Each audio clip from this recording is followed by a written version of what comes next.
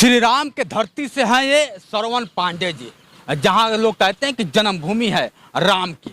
और राम के धरती से आज देश की राजधानी दिल्ली में है।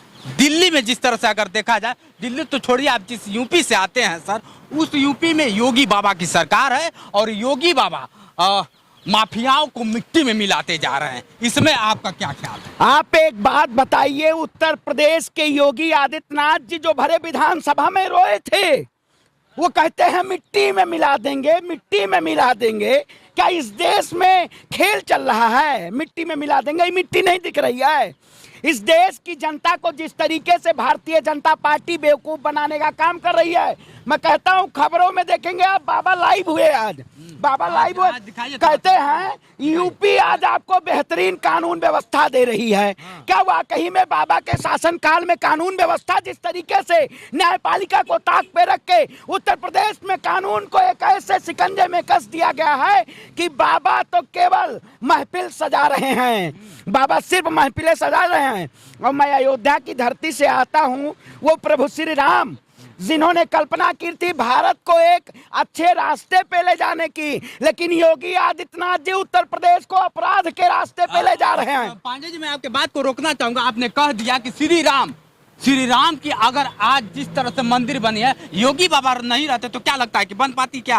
आप बताइए, मंदिर को आप विकास समझ लिए इस देश में? मतलब कलम को रोजगार नहीं चाहिए, मतलब वही कहोगे। इस किताब में लिखा हुआ बाबा का माफिया देखिए, माफिया से आर पार की जंग बाबा की, वह जंग ही जंग चल रहा है उत्तर प्रदेश में, जंग चल रहा है। आप महाभारत करना चाहते हैं देश की जनता के साथ, आप महाभारत करेंगे? अरे भाई खत्म हो, अरे भैया आप बताइए, 2 अपराधियों का आपके शासनकाल में दिन दहाड़े गोलियों से फायरिंग हो जाती है, 3 नए अपराधियों का उद्गम हो जाता है। वाह अरे बाबा बाबा बाबा, क्या बात है, बाबा जी कितना बढ़िया कार्य कर रहे हैं। उत्तर प्रदेश को अपराध प्रदेश की तरफ ले जा रहे हैं।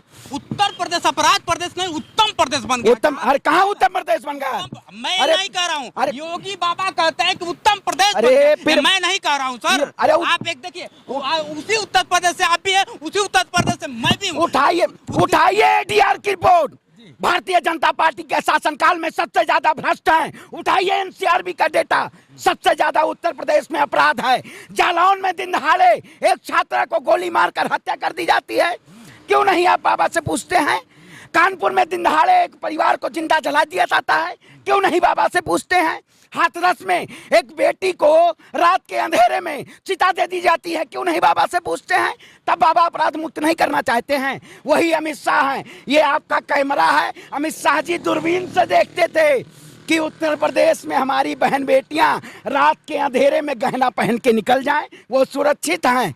लेकिन वही प्रधानमंत्री जी पोडियम से कहते हैं बेटी बचाओ बेटी पटाओ, कहते हैं जुबान फिसल गई। अमित शाह जी तलब करिए योगी आदित्यनाथ को, इस्तीफा लीजिए। लेकिन भारतीय जनता पार्टी के लोग इस देश की जनता को डरा के और धमका के वोट लेना चाहते हैं। 2002 का गोधरा कांड आपने देखा होगा। उस वक्त किसके शासनकाल में हिंदू मुसलमान के नाम पे पूरा गुजरात जला था? नरेंद्र मोदी के शासनकाल में आज देश का प्रधानमंत्री बैठा हुआ है।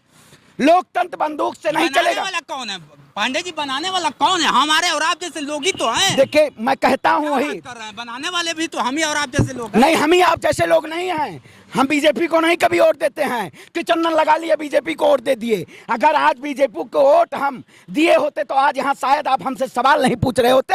आज हम भी अंधभक्ति के रास्ते पे चले होते, रोजगार नहीं पूछते, महंगाई पे सवाल नहीं पूछते, पुलवामा के घटने पे सवाल नहीं पूछते। 40 जवानों शहीद किए आपके शासनकाल में, उसका जवाब दीजिए मोदी जी। सतपाल मलिक ने खुलासा किया, वो उस वक्त गवर्नर थे। जिस आतिक की बात किया जाए, आतिक का डोर पाकिस्तान से जुड़ा हुआ था। अगर आज हिंदुस्तान में, अगर यूपी में उसका खात्मा कर दिया जाता है तो कम से कम मेरा भारत पाकिस्तान से तो बच रहा है ना। देखिए ये तो आप क्या बताएं हम, कौन सी डिग्री लेके आए हैं आप? मोदी जी की डिग्री लेके आए हैं। पाकिस्तान से तार था, मेरा अतीक से कोई संबंध नहीं है। मैं नहीं, अरे मेरा अतीक से कोई संबंध नहीं है, मेरा कानून से संबंध है, संविधान से संबंध है। मैं इस किताब को पढ़ता हूँ, इस कलम की ताकत रखता हूँ। मैं गोली और बंदूक की ताकत पे नहीं, किसी की नोक पे किसी का सवाल करता हूँ। आपके ऊपर पिस्टल रख दूं मैं? नहीं रख दूं? बताइए। यूपी में अगर देखा जाए तो क्या लगता है कि जिस तरह से बाबा का बुलडोजर चल रहा है, क्या संविधान से नहीं चल रहा है? अरे भाई, बाबा का बुलडोजर तो ये जो 3 अपराधी नए पैदा हुए इनके घरों पे क्यों नहीं जा रहा है बुलडोजर? जो ये तीनों ने दिन दहाड़े उत्तर प्रदेश में सरेआम 1000 कैमरों के बीच में और 2000 से ज्यादा पुलिसकर्मियों के सामने ठाए ठाए फिक्स हो जाता है, तब बाबा का बुलडोजर में तेल खत्म हो जाता है। बाबा जी का यही शासनकाल है। उत्तर प्रदेश की जनता ये जानती है कि वाकई में उत्तर प्रदेश में आज निकाय चुनाव है। नामांकन में ही तो कोविड से भी बड़ा वो पूरा मुद्दा बना दिया गया। पूरे उत्तर प्रदेश में धारा 144 है। मैं उसका सम्मान करता हूं क्योंकि हम हिंसात्मक लोग नहीं हैं। इतना बोलते हैं, लेकिन आपको पता होगा कि जो खिलाफ करता है उसे सीधा जेल में कर दिया जाता है। ये पता है कि मतलब इस देश में संविधान नहीं है? नहीं तो मतलब किसी पे आरोप कैसे लगा सकते? आप बताइए, तो जांच हो जाए सीबीआई। अगर नहीं है तो आज उत्तर प्रदेश के मुख्यमंत्री इस्तीफा दे दें। अगर जांच में वो बरी पाए जाते हैं तो फिर दोबारा मुख्यमंत्री बन जाए। आपके तो अगर देखा जाए आपकी नजरों से पांडे जी, आप श्रवण पांडे जी हैं, श्रवण पांडे जी अयोध्या से आते हैं। अयोध्या आप भी जानते हैं कि यूपी के हालात इस समय क्या, यूपी के हालात ऐसे हो गए कि माफियाओं को खत्म किया जा रहा है। आपको क्या लगता है कि माफिया खत्म नहीं हो रहा है? अरे मैं कहता हूँ पुलवामा के मुद्दों को क्यों दबाया गया?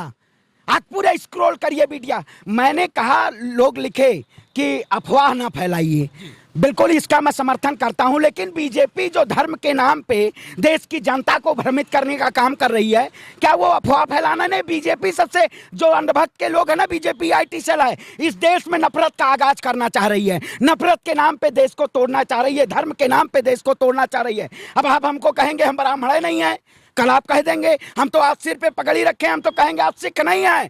आप ही को कहा गया था किसानों को खालिस्तानी, आपको दर्द नहीं हुआ था?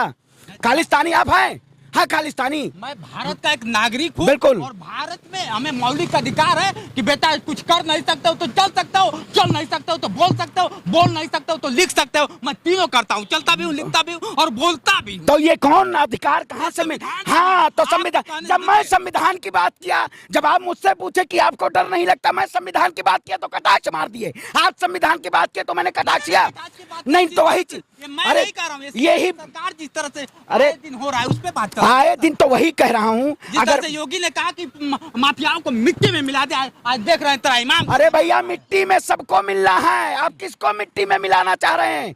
क्या ऊपर वाले से कोई डर पाया है? ऊपर वाले की कृपा जिस तरीके से है, लेकिन योगी आदित्यनाथ जी तो भरे सदन में रोए थे। ये नहीं पता है योगी आदित्यनाथ जी को? उन्हें तब डर लग रहा था, आज नहीं जवाब देना चाहते हैं। प्रधानमंत्री नरेंद्र मोदी जी इस मुद्दे को, पुलवामा के मुद्दे को दबाना चाहते हैं और अतीक के मुद्दे को चुनाव में भुनाना चाहते हैं। हमें अपराधियों से कोई नहीं हमारा रिश्ता है, लेकिन इस देश में न्यायपालिका पे सवाल है। जब विधायिका खरीदी जाती है, तमाम मध्य प्रदेश की बात करें, विधायकों को खरीद के सरकार बना लिया जाता है, तब हम सवाल पूछना लाजमी है। जब न्यायपालिका को खत्म किया जाता है तब सवाल पूछना लाजमी है।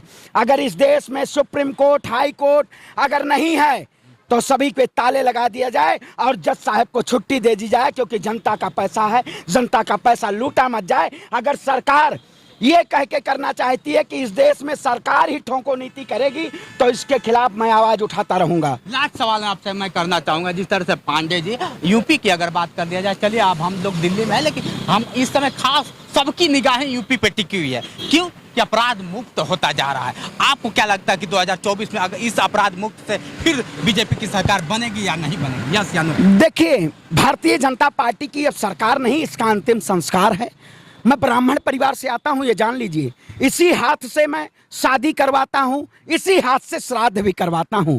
तो बीजेपी का अंतिम संस्कार है, क्योंकि इन्होंने जिस तरीके से हिटलर ने अपनी तानाशाही को पूरे जर्मन के जनता के अंदरों में कूट कूट के भर दिया था, उसी तरीके से भारतीय जनता पार्टी देश की जनता के अंदर डर पैदा करना चाहती है। लेकिन हम भगत सिंह को मानने वाले लोग हैं। जब अंग्रेजों ने भगत सिंह को कहा था कि आप माफी मांगेंगे या फांसी, तो ये वही पगड़ी वाला भगत सिंह था जिसने फांसी के फंदे को चूमा था, सावरकर ने माफी मांगी थी। हम उन भगत सिंह के वंशज हैं। हम फांसी चूमना पसंद करेंगे, लेकिन अपनी ये जुबान पे ताला लगाना नहीं पसंद करेंगे।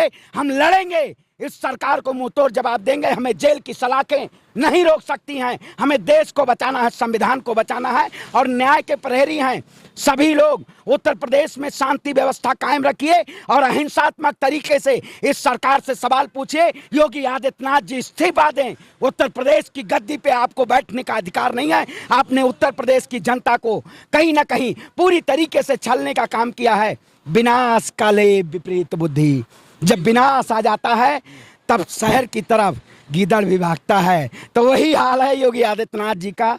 विनाश आने वाला है। उत्तर प्रदेश में सरकार बदलने वाली है। चलिए, आपने समय दिया इसके लिए बहुत बहुत धन्यवाद। बहुत बहुत धन्यवाद। आपने भी समय दिया। संविधान को मानने वाले लोगों को मुझे सल्यूट है। आप इनको सपोर्ट करिए। जैसे बेबाकी से आवाज करने वाले को, इनके दो हाथ तो नहीं हैं, लेकिन इनके जज्बे और हौसले इस देश के तिरंगे के लिए पूरी तरीके से काम है। मैं इन्हें सल्यूट करता हूं। आप इन जैसे लोगों की मदद कीजिए जो आज इस क्रांति की लहर में, ये माइक की भी बहुत जरूरत है, तभी हमारी आवाजें जन जन तक पहुंच पाएंगी। जय हिंद, जय भारत। चलिए दोस्तों, इनके बातों से आप कितना सहमत है? आपने देखा, श्रवण पांडे जी थे जो अयोध्या से आते हैं, यूपी से आते हैं। इनके बातों से आपको क्या लग रहा है, कमेंट करके जरूर बताइए। आज के लिए इतना ही। बने रहिए वीडियो के साथ। मैं हूं जितेंद्र और आप देख रहे थे जोश एक्सप्रेस। नमस्कार।